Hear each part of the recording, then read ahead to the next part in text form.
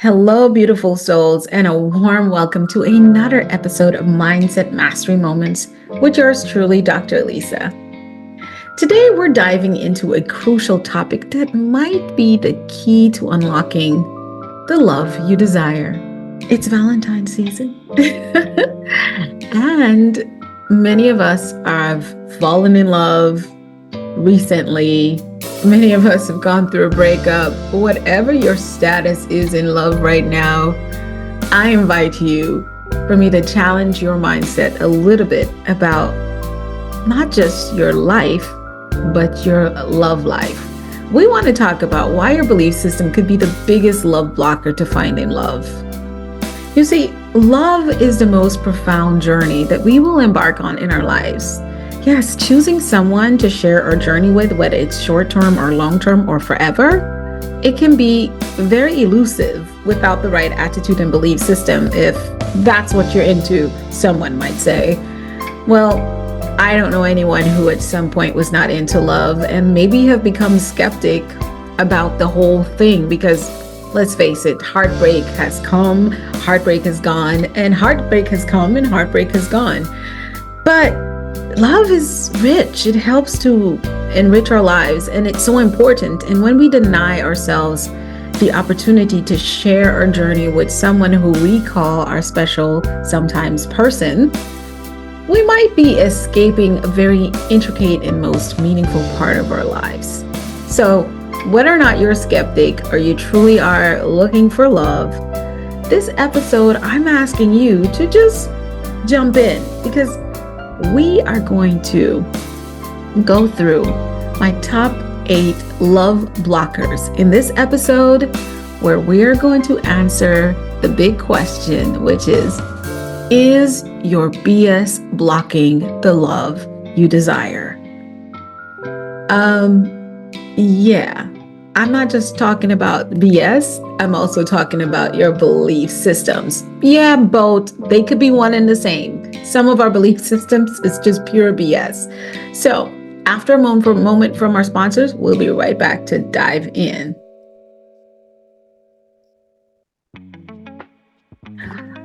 All right, we are back. And with the question, is your BS blocking the love you desire? Let's unveil my top 8 love blocks. Are you ready?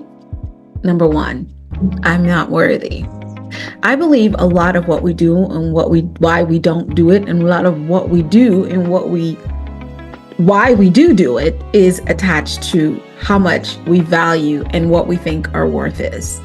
Can anyone agree with me? If you're watching this on YouTube or you're listening to this, give me something in the chat. You see, this is a negative belief when you think, I am not worthy. So how do we reframe that negative belief to an empowering belief? I am worthy of being loved by someone wonderful. Let's talk about what that is. The first love block of feeling unworthy is attached to how did this belief really come about? Where did it all start? What's the root of this? If you're putting in the effort to live your life to the best of your ability, you deserve love, my friend. However, if you've hit a rough patch, it's time to rise and shine. Just let's get up from the rut, like the phoenix, Everyone is inherently worthy of love. Yes, you are, even if you have been the one that broke a few hearts. But our effort plays a crucial role. So I want you to repeat after me. I am worthy of being loved by someone wonderful. And it's time for you to step up your game and invite love in your life. Let's start there. So, I am worthy of being loved by someone wonderful. Not I am not worthy of love. Nope, I don't care what size you are, what you look like, and how many broken relationships you've been through. Let's clear this up once and for all. I am worthy of being loved by someone wonderful. Let's talk about the love block number 2. Y'all know it. Everyone cheats. I don't care what you say. Everyone cheats. And If that's what you think, you're right. Because you will just keep attracting people that will cheat on you because that's what your belief system. Did I tell you that you are created as a God-like being? You're divine and supreme in your life. And what you think, think, speak, do, become. Yeah. What you think and how you feel is going to dictate the results you get in your life. So here's how we reframe the everyone cheats block. I can find and connect with someone that believes that cheating is wrong. Again, I can find someone that believes that cheating is wrong. Let's tackle that belief that everyone cheats. It's crucial to recognize that not everyone cheats, but the fact that you keep hoping for love and keep thinking that you're confusing your level of resonance. Even when infidelity occurs, relationships can survive and even thrive. It's a challenging one that we're not going to dive into this topic, but they can. So by choosing wisely, you can find someone who shares your values and your belief that cheating is fundamentally wrong. But you've got to put it out there like that. I can find someone that believes that cheating is wrong. Your journey to love involves making conscious choices that align with your principles, my dear friend. So remember, instead of thinking everyone cheats, let's reframe it with I can find someone that believes cheating is wrong. Let's talk about block number 3. I don't trust myself to choose the right person. And that is block number 3. I don't trust myself to choose the right one. As a matter of fact, my people picker is completely off, and the last thing I want to do is including someone in my life. They can stay out here. Yeah, but around here, too close, getting to my heart. No, sir, no, ma'am, right? In this belief, we want to reframe that, because what you're really saying is that it's going back to that self-worth. And I want you to reframe with saying, I am a wise person that can attract the right person for me. I am a wise person that can attract the right person for me. Now, in this third love block, trust in yourself is core. Do you trust yourself to get up and drive to work, or walk the streets, or feed yourself when you're hungry, right? You do. And so you can develop that autopilot by how you think and reframe this thought. So, how did the belief that you've had about yourself, how is it? And how can we help you evolve?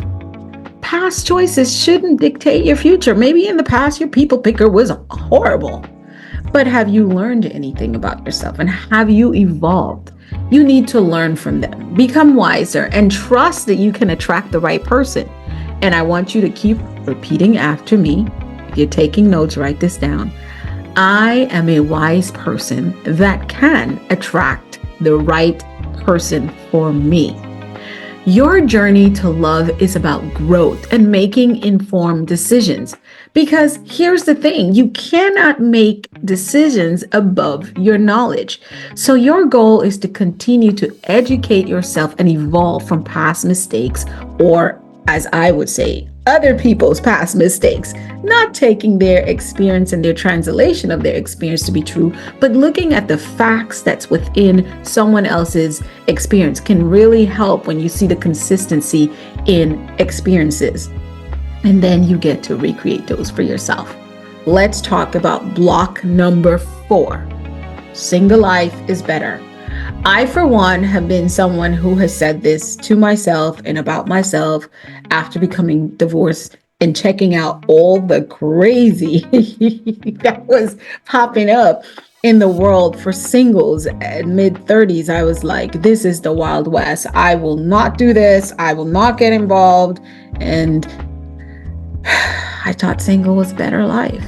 I don't believe singles are better life anymore. I actually believe that having a partnership with someone is that not just someone, with the right person who your core values, true beliefs are mostly, matching, and your drive and frequency and passion for life and growth and evolving and impacting is the one of the most richest experiences you can have. And so that's my belief system. So is single life better? No. But single life is whatever journey, whichever part of your journey in life you're at is, only becomes the better part if you make it so. And so I've learned to, number one, become the person that I want to attract. Become the person that I want to reflect and have in my partner, to become more conscious and aware of what my true values and core beliefs are, so that when I attract someone, that they are now, I'm clear of who I am. And then being single allowed me the opportunity to really work on myself, those negative blocks that we're talking about today, and realizing that that's only confusing the law of attraction in my life. And also key to really deepen the value and self-worth and self-responsibility and self-love, because they are three very confusing: self-worth, self-responsibility, and self-love. They're three different pillars, really, And so being single has been a great time for me to deepen the understanding and connection. And notice I did not say to find myself, because I was never lost. I may have lost my way, but I was never lost. So I have been able to continuously grow myself and become the loving, supportive being who's consciously aware of her worth, her values, and also her limiting beliefs, and work on them and allow for a wonderful man who we share so much in common as far as core beliefs and values. And I'm going to say that over again: core beliefs and values in life, in love, and in relationship, and even in business, as that's an important part for me, that I give myself time to connect with him. So the beliefs that single life is better, while independence is very, very valuable, is what I'm saying, the joy of sharing life with someone is very, very special. And for me, I would say it's unparalleled, because I've had the opportunity to be completely single as a young girl, and to get married, and to date my ex-husband, and then become single again, and all of it. So I have come to a conclusion, and most will say, because one of my dear friends says that the most powerful mastermind is that of a man and a woman. When you bring those together, which I would say the male and the female, which we do have both masculine and feminine energy within, but then the masculine carries most masculine energy, and feminine is supposed to carry most feminine energy if we do things right in this crazy world we live in, right? So embrace the excitement of finding love again. I really want to encourage you, and share your journey with a compatible partner. And I want you to remember, repeat after me: I am excited about finding love and sharing my life with someone else. Love is a beautiful journey that adds richness to our lives, and we all should have it. We all should have it. And so right here, we're going to take a moment to hear a word from our sponsors. We'll be right back. All right, we are at block number 5 of Is Your BS Blocking the Love You Desire? I'll have to give up too much to be in a relationship, is what that negative belief that blocks us. I'll have to give up too much to be in a relationship. I know I'm too busy with my purpose. I got goals, I got dreams, and nobody's about to mess with this.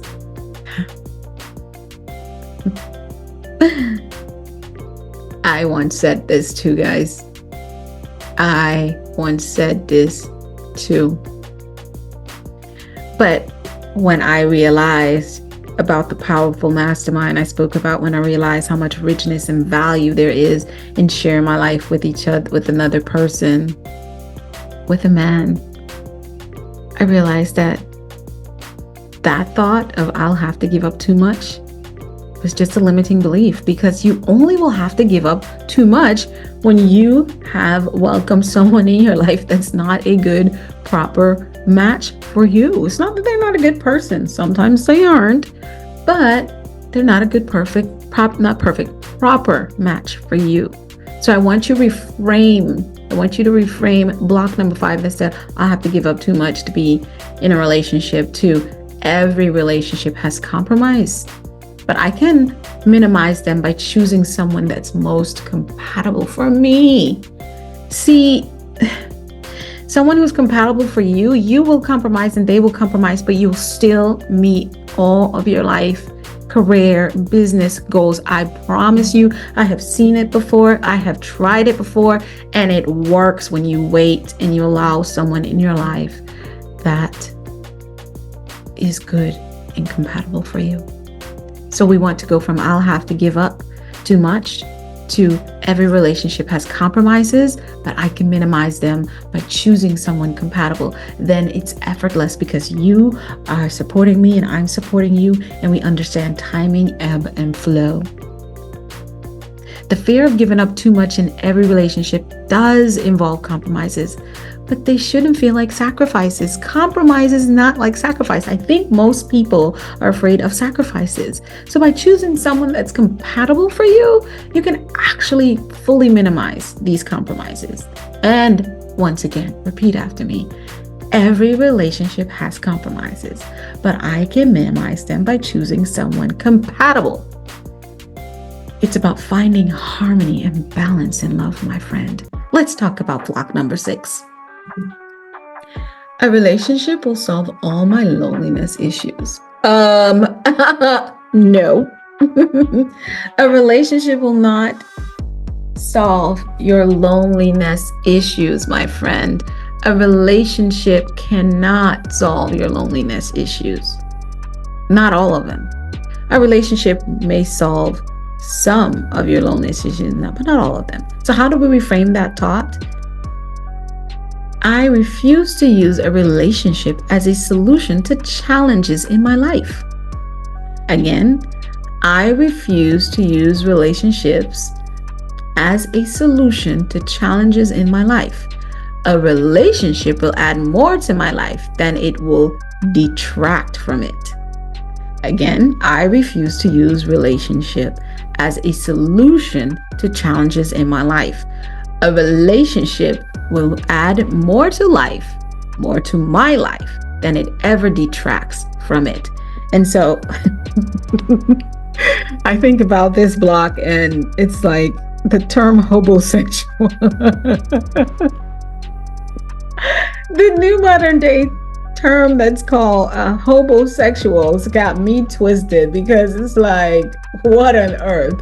So in case you're wondering, I have learned that a homosexual is an individual who will love bomb you into loving them so they can move in with you. And I know a few people who've gone through that, okay, and told me stories, but they survived, okay? Good thing is they survived.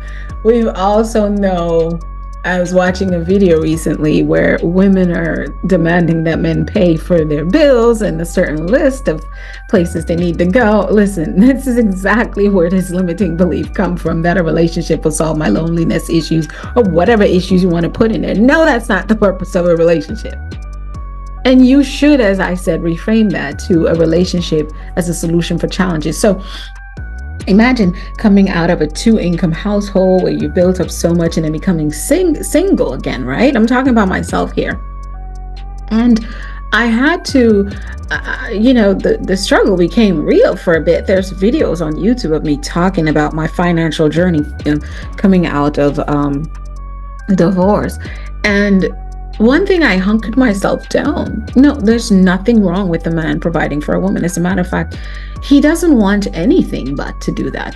A true man doesn't want anything but to do that, whatever that looks like. But we live in a very modern world where there's just so much. We've got all these bills, all these cars, all this debt, that it literally, in the most part, takes 2 incomes. So 50-50, whatever it be for you, 50-60, I don't know, whatever, but your thing is your thing. But what I was saying is this, is that I cautioned myself that my need for, number one, being lonely after being buddies and best friends and up and down and in and out with another individual, which was my ex-husband at the time. I can attract anybody because that voidness, if I sat myself down, it's like, I'm not going to do that unless this person really pops into my sphere and they're fine with just being my friend, where we just have a casual relationship from afar, meaning not necessarily in distance, but just regular. You get to know me. Hey, what's up? Not, oh, you're so cute and I love you. Yeah, I'm cute. They're cute, whatever. But that's not the vibe. Okay. They got to be willing to get to know me. And then also when I look about the finances, I'm not going to rush into a relationship because, oh, it will bring two incomes to the table, or maybe I'll get some support. And that was not because, again, I'm Miss Independent, which I've established very well, but it's because I did not want to see having a relationship as a means to an end of whatever emotion or thing I was going through at any point. And I'm still very, very firm on it. This is how narcissists end up in your space and in your world, because those gates are left open and you're like, man, I should have known better. And man, they took advantage. But really and truly, you needed to be aware of what void you have and understanding that the relationship, if you're ever looking at a relationship to solve any of those challenges, then you're already starting that relationship with a minus. Okay. And it's very hard when you start off with a minus and you start spending, because when you get to know someone, you're spending, time, you're spending that relationship. And so if you start off on a negative, then you end up going down a total deficit. And that's where people get to that negative block of saying a relationship will solve my loneliness issues, and then it doesn't. And now you're mad at the person because they don't show up enough, they don't call enough, they're not texting you enough, they're not talking to you enough, they just too much work and all this enough because you needed them for that. You didn't want to be in a relationship with them. When you want to be in a relationship with someone, you're patient with waiting however long it takes to seeing if your core values and beliefs are matched and in alignment, number one. And that takes time, because I wrote the quote that says, I don't believe what people say, I believe what they show me, but most importantly, what they show me consistently. And so it's going to take time for consistency to be represented in any relationship, right? So there is where I want you to understand that the 6th block of a relationship will solve my loneliness issue. You need to reframe it too.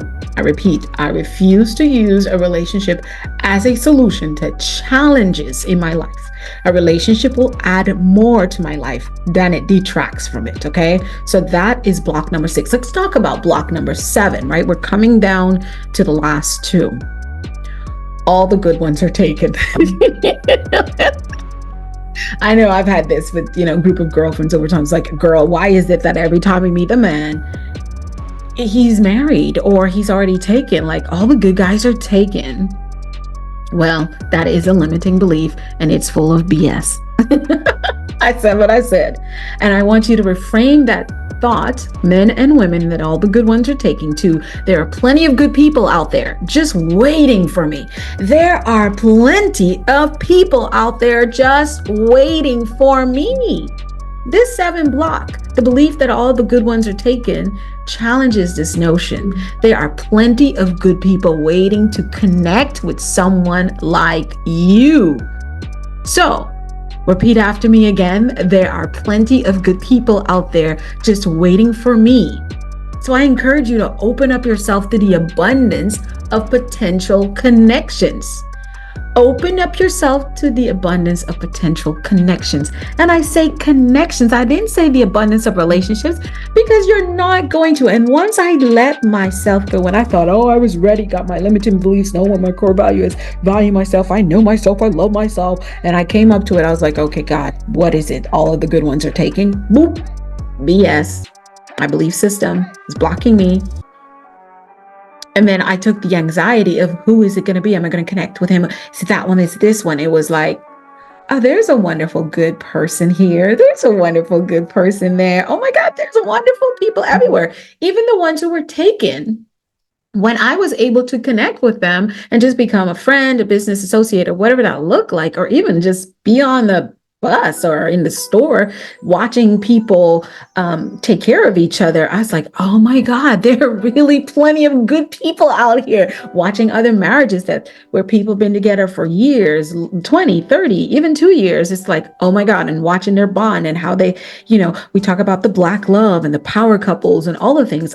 I just start to see good people everywhere. I just have to allow myself the opportunity to continue to make connections until I choose a good person chooses me, and a good person for me is a good person for me. It might not be a person, might not be your taste. And let me tell you guys, can I just pause here for a second? This whole thing about type. I was reading an article from gosh, I can't remember his name. It's the guy with the beautiful eyes that's been in not Acrimony. He's been in the movie where he was staging Taraji P. Henson, and he was under a bed. He's just beautiful eyes. He's been in Too Fast, Too Furious. That's all I keep remembering, right? I could be lousy with celebrities and their names because I don't spend a lot of time. But I did read this article about him saying, my wife, who they've been together, I think now for 12 years, I'm not sure, or they've been together since 2012. He said that she was not his type. And it was so attractive. The article just pulled me in because he said she's not his type at all. Well, dude, he dated Halle Berry. He dated, I think it did say that he dated Taraji P. Henson, and so his wife is a beautiful businesswoman from Afghanistan who's very simple, doesn't live a public life. I think she's done a bit of acting, but nothing, not too famous, very simple, but they're a beautiful couple. I don't know if they had children, but he said she was not his type. And I was like, what the heck? Who is she? So I started doing my research and I read the article. He was saying that he made the decision to love and marry and be in partnership with his wife, where he has not cheated. There hasn't been any rumors or anything about him cheating, because it was practical. It was not how she looked. It was not where she was from or how much money she had or whether she was famous enough. He has done it all. He's dated Halle Berry, for Pete's sake. Okay.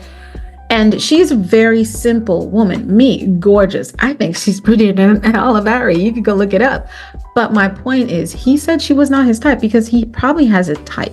The uberly successful, famous actress type, I guess, because when we look at the list, maybe that's type. I don't know. My point is, he said practical. And when someone says practical, what he's basically saying is that she loves me the right way and I love her the right way, and we connect. Our core values, true beliefs connect, and on an everyday life, I can spend the rest of my life with this woman. I can achieve all my goals with this woman.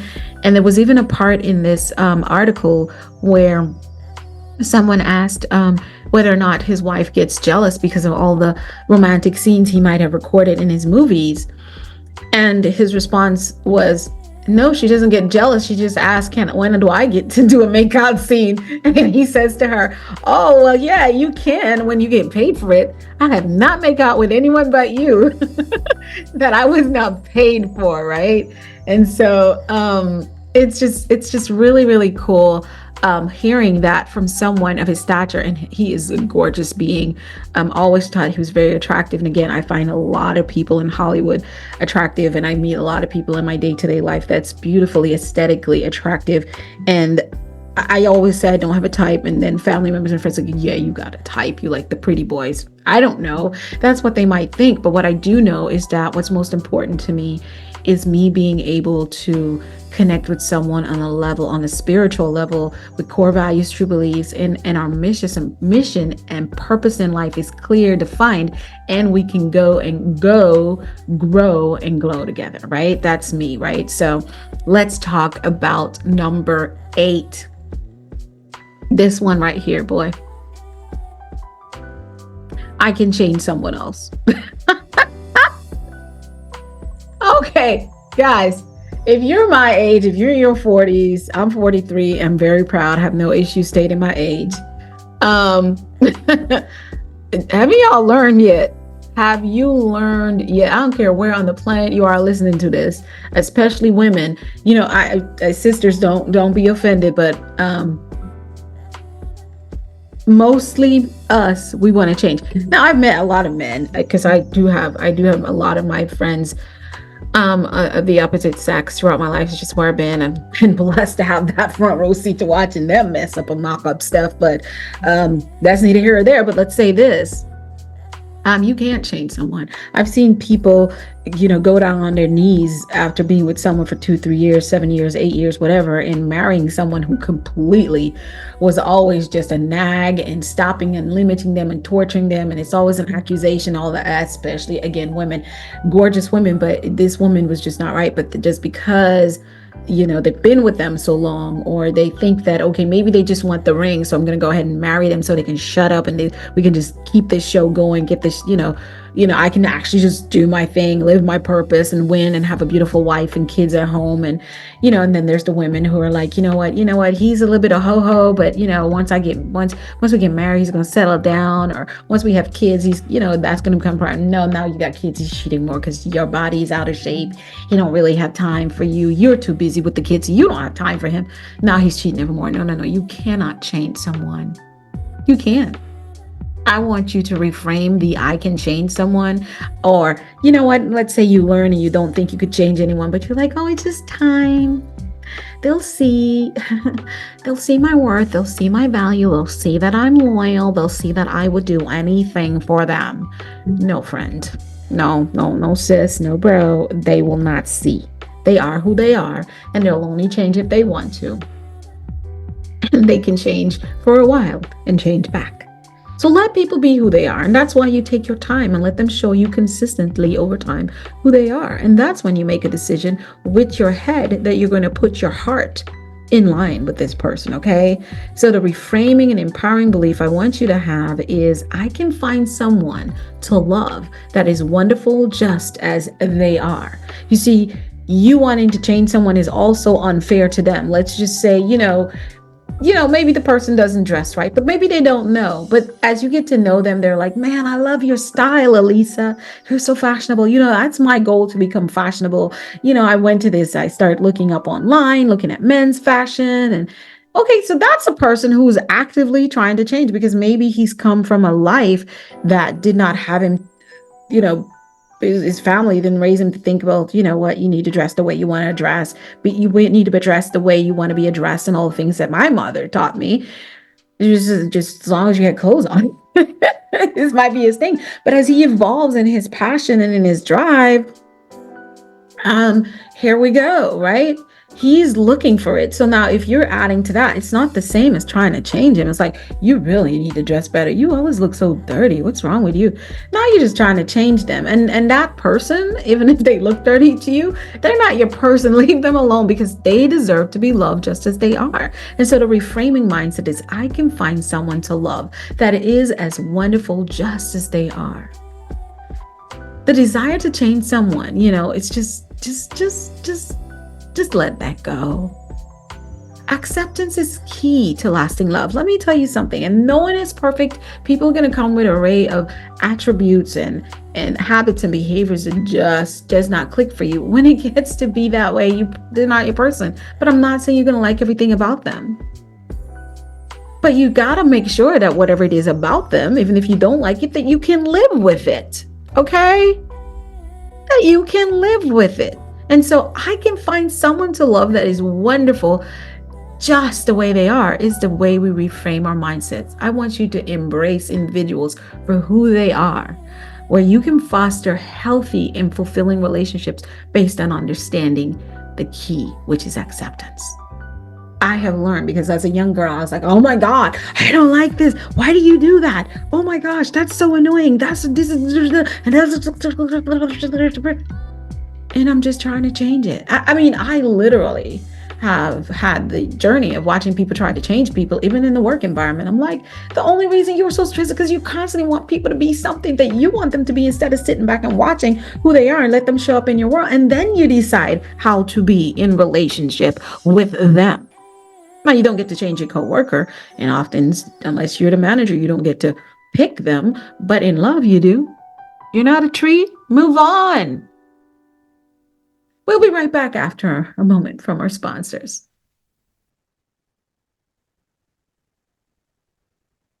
All right, we're back. We're back. We're back. And so I just want to remind you as we close out today's episode that you are worthy. We start with the little first block of saying, I'm not worthy. I want to remind you that you are absolutely worthy of the love that you desire. And that is the only thing you should welcome. Become clear about your worth and who you are. And if you're single, spend some time reflecting on what you truly desire. Become that person. Love yourself. Become aware of who you are, all your superpowers, all your nags, creaks, crooks, and crannies, as much as you can, because it's a journey. And then welcome individuals. Welcome connections. Give yourself time to connect with individuals. See who they are. Let them show you consistently. Don't try to change them. Just give them the opportunity to unveil themselves and be amazed every day that they show up in your life. Be amazed and just intrigued by who they are. And if that person resonates with you, and let me say, you're going to have to show yourself too. And that's where the magic happens, when two people choose each other because, hey, I value you and I value how you show up in my life and in my world, in my life, my love, my career, and my business. And there's a good start. But if you're already in a relationship, it's not the one for you. You got to do some planning, and you're going to have a conversation and let that go, because you deserve the love that you seek. My friends, we've come to the end of another episode of Mindset Mastery Moments. And I want to tell you that today, these love blocks that you've listened to, yes, I'm not going to leave you hanging. I have prepared something that's called How to Attract Love. I think it's called my top 8. Let me double check that. Let's see what we called it. We called it my top 8 love blocks and how to turn them around. My top 8 love blocks and how to turn them around. They're on my website at alisawhyte.com under free gifts, and the link directly to that download for free gifts is going to be right here in the description where you're listening and watching. And I want you to go through those and answer these questions for yourself and reframe. You can change the words a little bit, but reframe the BS. Reframe the belief systems. Find out where they come from. Dig them up. If you find yourself a little stuck, no, I'm not a relationship or love coach, but I'm definitely a mindset coach. And I will help you get unstuck with these blocks, because when it comes to mindset, it involves and it's encompassed by every aspect of our life, and it's affected and it affects every aspect of our life. So I encourage you to go ahead, download the freebie I've made for you, my top 8 love blocks and how to turn them around, and answer the question, is your BS blocking the love you desire? I'm Dr. Alisa Whyte, your host, right here at Mindset Mastery Moments. Subscribe, like, share, send a comment. Let us know what you thought about this episode. Let us know what you think about the podcast. We just received exciting news that we were placed in the top 60. We've got the top 10 spot in the top 60 top mindset podcast in the world. We're so grateful for that. So we want to read, we want to know your feedback, we want to know some questions. If you got questions about this, drop this in the comments when you're watching it live on YouTube or even on the podcast. We will track those down and we'll answer those for you soon. Shoot me an email at info@alisawhyte.com if you got a question, and then let me know. Send a request to book a one-on-one with me so we can get you unstuck. Just for 30 minutes, absolutely free of charge, I can help you work through some of where you're stuck in your belief systems that may be blocking the love you desire. Until next time, I wish you love, light, peace, and abundance of blessing. And may the love that you seek be in your sphere soon. Bye now.